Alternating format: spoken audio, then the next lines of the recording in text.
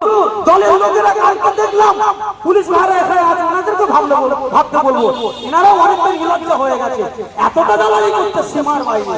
তবে যারা পড়াশোনা করে চাকরি করছে তারা কারোর দালালি করে না, তাদেরকে আমরা খুব বড় ভালোবাসা স্যালুট জানাচ্ছি।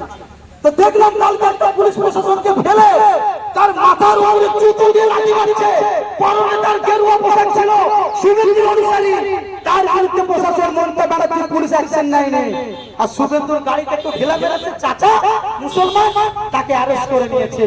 এরপরেও মুসলমান পাড়ায় পাড়ায় তৃণমূল নেতারা বলবে যে মমতা ব্যানার্জির সঙ্গে বিজেপির লড়াই, ওরে বোকা বিজেপির লড়াই নয়, মমতা ব্যানার্জি প্ল্যান করে নওশাদকে আটকানোর জন্য, মুসলমানদেরকে তছনছ করার জন্য, এই বাংলাটাকে আরএসএসের হাতে তুলে দেওয়ার জন্য শুভেন্দুকে দিয়ে এই কাজগুলো করাচ্ছে। এখনো কি বুদ্ধি হয়নি?